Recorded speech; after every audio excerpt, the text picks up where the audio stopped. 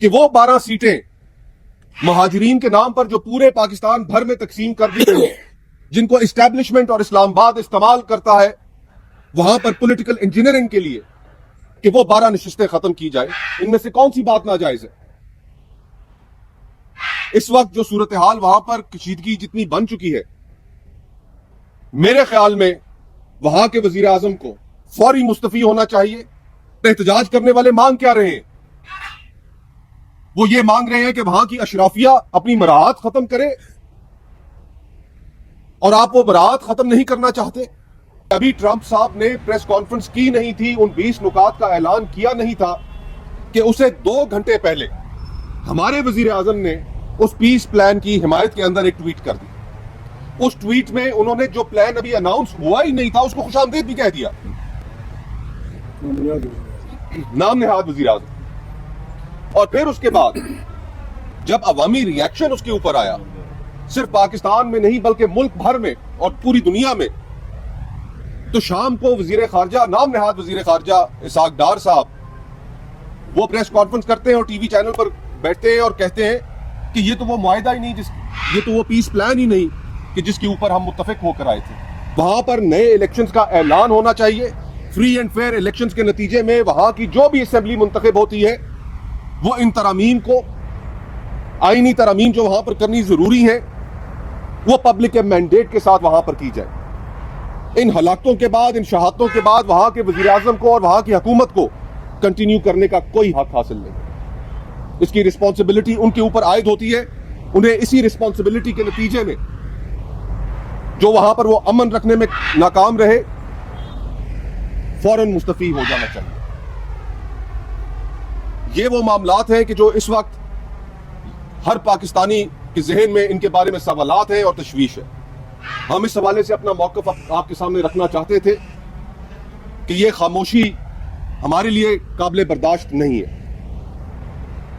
فلسطین کا معاملہ ہو یا آزاد کشمیر کا، ہم دونوں کے اوپر اپنا ایک واضح موقف رکھتے ہیں، ہمارے واضح مطالبات ہیں، اور ہم پاکستان کی عوام کی بہاف پر، اس نام نہاد اسمبلی کے پاس اور حکومت کے پاس کوئی مینڈیٹ نہیں ہے۔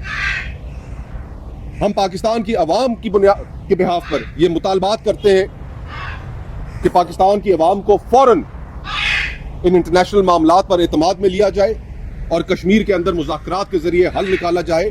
میرے علم میں نہیں ہے اس وقت کے احکامات کیا صادر فرمائے گئے ہیں، کہ کیا فلسطین کے بارے میں ہوئی گفتگو دکھانی بھی ہے یا نہیں، کشمیر کے بارے میں کیا احکامات ہیں، وہاں کی صورتحال پر اگر کوئی پاکستان میں رنجیدہ ہے اس کے خیالات ٹی وی چینلوں پر دکھانے ہیں یا نہیں۔ پیکا کے تحت آپ تمام حضرات کو مجبور کر دیا گیا ہے، احکامات کا پابند بنا دیا گیا ہے۔ اگر آپ ان احکامات کو نہیں مانتے تو آپ کو مقدمات کا سامنا کرنا پڑتا ہے، آپ کے چینلوں کو پولیٹیکل وکٹمائزیشن کا سامنا کرنا پڑتا ہے، آپ کے اشتہارات بند کر دیے جاتے ہیں۔ لیکن صورتحال جتنی بھی گمبھیر ہو، اس میں بطور سیاستدان تحریک تحفظ آئین ہم سمجھتے ہیں کہ ہم اپنا موقف اور اپنا اعتراض ملکی معاملات پر ضرور سامنے رکھیں گے۔ اس وقت سب سے بڑا مسئلہ جس کے اوپر پورے امت مسلمہ میں اور اس سے بھی آگے بڑھ کر پوری دنیا میں جس پر سب سے زیادہ تشویش پائی جاتی ہے وہ ہے فلسطین کا مسئلہ اور ٹرمپ صاحب کا پروپوزڈ 20 نکاتی پیس پلان، جس کو ہم امن پلان بھی کہہ سکتے ہیں۔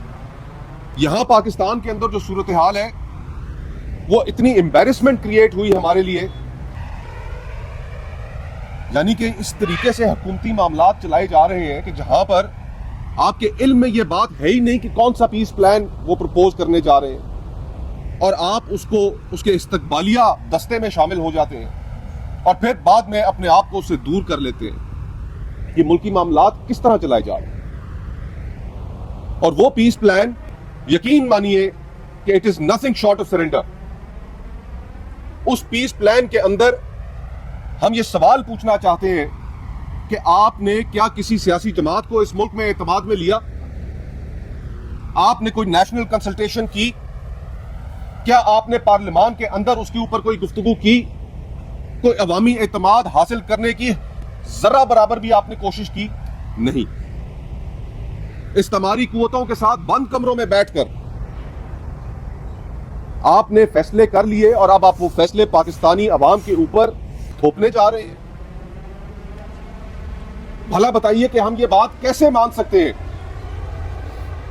کہ جو کمیٹی بنائی جائے گی اس پلان کے تحت جو غزہ کے معاملات کو چلائے گی، اور غزہ کے معاملات کو چلانے والے جن صاحب کا انتخاب کیا گیا ہے، ٹونی بلیئر صاحب، ان کا ریکارڈ کون نہیں جانتا؟ عراق وار کے حوالے سے، مسلمانوں کی نسل کشی کے حوالے سے وہ متنازع ترین شخص ہیں. کیا ہماری فوج وہاں پر بھیجی جائے گی؟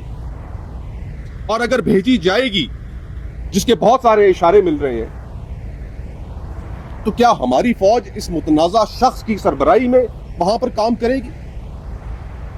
یہ ہمیں بطور پاکستانی عوام کیسے قبول ہو سکتا ہے کہ ایک وار کرمنل جس کا ٹرائل ہیگ میں ہونا چاہیے، اس کی سربراہی میں ہمارے جوان وہاں پر اسرائیل کے لیے سیکیورٹی فراہم کریں گے؟ یہ کسی بھی صورت پاکستانی عوام قبول نہیں کریں گے. یہ آپ کی بھول ہے. اور پھر کہ اس پروگرام میں، اس پیس پلان میں پوری دنیا نے اپنی نظروں کے سامنے ایک جینوسائیڈ کو، ایک نسل کشی کو ہوتے ہوئے دیکھا. ہم میں سے کوئی شخص محفوظ نہیں رہا ان امیجز سے، ان واقعات سے جو وہاں پر روزمرہ کی بنیاد پر وقوع پذیر ہوتے رہے. مجھے آپ لوگوں کا تو نہیں پتا، لیکن یقین مانیے کہ میں اپنی حد تک تو تقریباً ایک نفسیاتی مریض اس حوالے سے بن چکا ہوں کہ میں اپنے بچوں کو اس طریقے سے پیار نہیں کر سکتا. ان سے جب بھی شفقت سے پیش آنے کی کوشش ہوتی ہے تو ذہن میں غزہ کے بچوں کے امیجز فوراً آ جاتے ہیں. اور اس جینوسائیڈ کو کرنے والے نتن یاہو، اس کے احتساب کی کوئی بات نہیں، اس کے محاسبے کی کوئی بات نہیں. اقوام متحدہ نے جب آن ریکارڈ کہہ دیا کہ وہاں پر نسل کشی ہو رہی ہے، جینوسائیڈ ہو رہا ہے، تو آپ اس کو اس معاہدے کے ذریعے کلین چٹ دینے والے کون ہوتے ہیں؟ باقی دنیا نے جو مرضی ہے کرنا ہے کرے، لیکن پاکستان اس میں شامل نہیں ہونا چاہیے، اور پاکستانی عوام کسی بھی صورت یہ قبول نہیں کریں گے. تو ہم ان تمام معاملات کے اوپر، خصوصاً جس طریقے سے فلسطین کے معاملات ڈیل کیے جا رہے ہیں، یہ جو نام نہاد اسمبلی ہے، اس کی کوئی تو توقیر کریں. اس میں ہی کم از کم آ کر اپوزیشن جماعتوں کو اعتماد میں لینے کی کوشش کریں. بتائیں کہ آپ کیا طے کر آئے ہیں اور کیا آپ کی گفت و شنید چل رہی ہے. عوام کو اعتماد میں لیے بغیر، نیشنل کنسلٹیشن کیے بغیر، یہ پیس پلان یا پاکستانی حکومت کا اس ضمن میں اٹھایا ہوا کوئی بھی قدم پاکستان کی اپوزیشن کے لیے اور پاکستان کی عوام کے لیے قابل قبول نہیں ہوگا. اور جہاں تک تعلق ہے کشمیر کی صورتحال کا،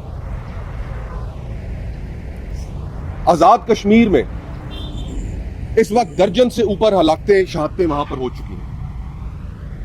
ہمارا دل رنجیدہ ہے جو سیکیورٹی فورسز کے اہلکار شہید ہوئے، پولیس کے اہلکار شہید ہوئے، اور ایک بڑی تعداد میں پرامن مظاہرین کو بھی جو وہاں پر شہید کیا گیا، ہم اس کے اوپر بھی رنجیدہ ہیں.